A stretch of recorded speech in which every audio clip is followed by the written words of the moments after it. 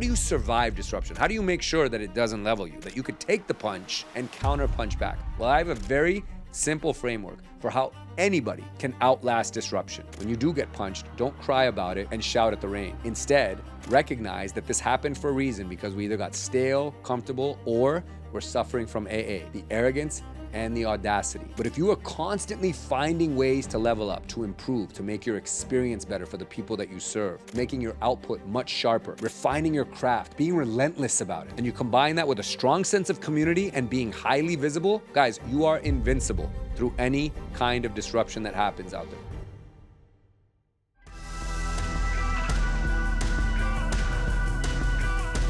Welcome back, guys, to the LFG Energy Podcast. Today's topic is something that applies to everyone and every industry. And if you're not paying attention to it, it could actually take your job from you. And that is the theme of disruption. Now, disruption, I want everyone to make immediate note of here, is not a matter of if it happens to your space, to your industry, to your job, to you personally, but simply a matter of when. If we think about economic cycles where things get disruptive, whether it's a black swan event like COVID, or the market collapse of 2008, or the high inflation of 2022, 2023 that turned the economy upside down. Think about the hotel industry, which has been disrupted by the likes of Airbnb, who are the largest lodger in the world, yet they own no inventory or hotels. There are plenty of examples of it, but disruption, again, is something that can level a space. And today I want to talk about why it happens, but more importantly, what you can do to avoid it, or what the counterpunch is to making sure that you can survive disruption on any level. So guys, I've been putting in more time into these podcast episodes to make them even more useful, or find a way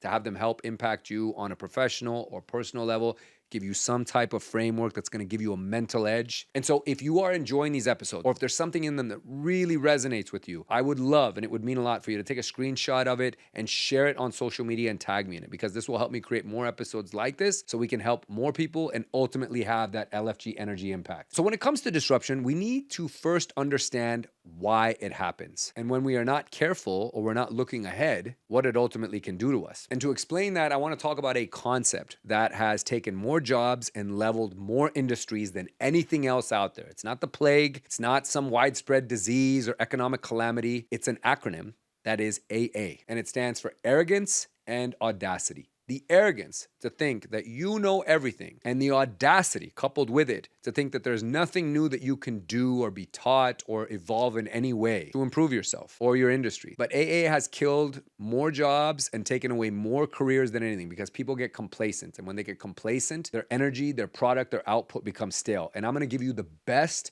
real life example of this, and that is the taxi cab industry. If we look back on the cab industry, and those of you that are listening to this may fondly remember taxi cabs, some of you may not have ever even actually experienced one, but I did. I grew up in a time that was pre-Uber, so taxi cabs were the way that you got around if you needed a ride, and you would just stick your hand out on a busy street and yell, "Taxi," kind of like a scene out of a movie. And they would pull up, you'd get in, you'd tell them where you were going, and you got there. And then the coolest evolution with taxis is when they started taking credit cards instead of just being cash only. But what actually happened to the cab industry? Because if we think about it, they effectively had a monopoly on their markets. Yes, you might have had different cab medallions like yellow cabs and green cabs and red cabs in certain markets.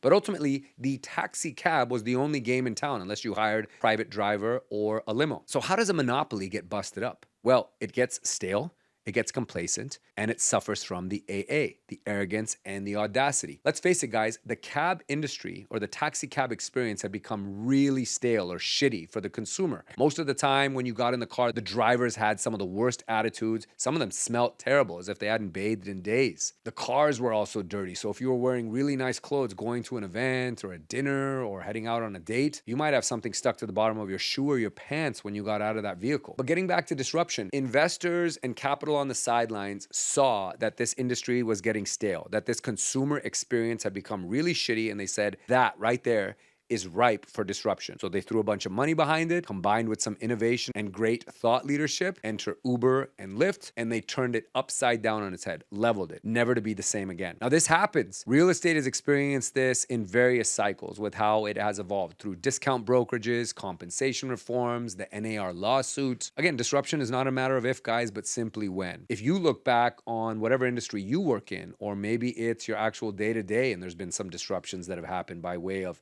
new technology, AI is considered highly disruptive to a lot of industries because it's eliminating jobs. Let's face it, it's taking away certain roles and tasks in favor of more efficiency, cheaper output, and less manpower. So it's all around us if we stop and think about it. But what is the counterpunch? And this is part 2 of our episode today, guys. How do you survive disruption? How do you make sure that it doesn't level you, that you could take the punch or simply be able to bob, weave, get out of the way of it, and counterpunch back? Well, I have a very simple framework for how anybody in any industry, any group can outlast disruption. And it's a 3-part framework, the first of which is visibility.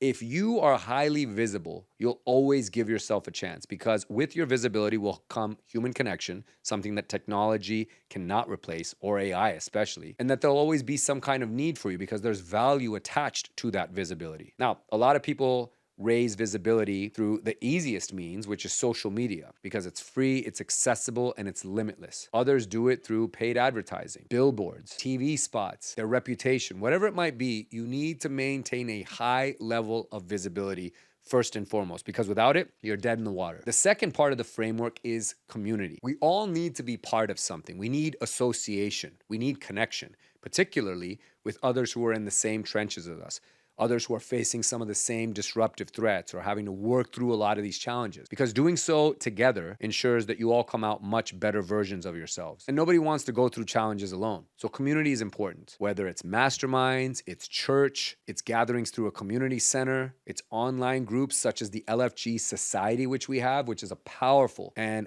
far less expensive way of getting a mastermind experience without paying for a mastermind. And you can always learn more about that by reaching out to me directly on Instagram at June Mortgage. Just send me a note saying you'd like to hear more about the LFG Society. But again, guys, community is really important. I don't know anyone that outlasts anything that goes on in the world today without having some sense of community. Now, some people out there are a part of various communities because they get certain things. They're part of a health and wellness one that is ensuring that they're always in the best physical and mental shape to tackle all the challenges of this world. Then there's others who are in business masterminds or business-like communities, which are how to constantly evolve and get better with your tactics and attack the marketplace. Some are in financial ones where they want to raise their financial literacy and their awareness and always be finding ways to fine-tune their net worth. Whatever it is, it's not negotiable. You have to have a strong sense of community. And this brings us to the last part of the 3-piece framework, and that is that you must evolve. If we look back at the taxi cab industry, let's think about what could have been the one thing that they could have done to fight back. What was the one redeeming quality that they had? Because there was plenty of negative ones, and that's exactly why they're in the space that they're in. They're pretty much like telephone booths now. You see them and they seem historic or part of an archaeological gravesite. But what is it that the taxi cab industry could have done? Well, they could have played up their one strength that they had, which is the fact that they required no GPS to get customers to where they needed to be. They knew those markets, those cities, those neighborhoods like the back of their hands. They knew the shortcuts to take, which freeways to avoid, the time of day. They relied on no Waze app or any GPS. And we all know this because we've been in Ubers where even through relying on the GPS, the driver's taking you on some ass backwards way to get to where you're going, and you have to look up and micromanage them or ask, why are we taking this way? Taxi cab drivers never had to do that. They even knew which way the addresses went up or down in big cities, if you turned left or right. So somehow, some way, that was their one strength that they could have played up, but they didn't. And that's the point here. They did not evolve. Once they took the punch, they didn't know how to adapt and instead just chose to try and litigate their way out of the crisis as opposed to fighting back and leveling up. And all of us need to do that. Don't be like the taxi cab industry. When you do get punched, don't cry about it and shout at the rain. Instead, recognize that this happened for a reason because we either got stale, comfortable, or we're suffering from AA, the arrogance and the audacity to think that we already knew enough or that we were good enough and that we didn't need to do any better. But if you are constantly finding ways to level up, to improve, to make your experience better for the people that you serve, making your output much sharper, refining your craft, being relentless about it, and you combine that with a strong sense of community and being highly visible, guys, you are invincible through any kind of disruption that happens out there. You will outlast every single time. You'll be the last man standing. And if anything, you can embrace some of that disruption, whether it's AI for an example, and combine it with what you're doing to make yourself even stronger. So guys, as a quick exercise, if you are going through some kind of disruption or you feel you're at a crossroads in your career or something going on in your life, maybe look and see using that 3-part framework as to what you can improve upon, or if you can strengthen all 3 areas. Because if you do so and you're paying this kind of attention to what it is you're doing, I promise there's going to be a better version of you on the other side of this exercise. So take the time and do it. Never stop evolving. Have a strong sense of community. Join the LFG Society if you're looking for one, and remain highly visible. Because if they see you all the time and they can't get you out of their heads, they'll always be able to give you a shot. Those will lead to conversations, opportunities, ultimately more business, and finally, a lot more success in life, more wins. And that's something we all want. So I hope you guys found this framework and today's episode useful, and we'll see you guys next week.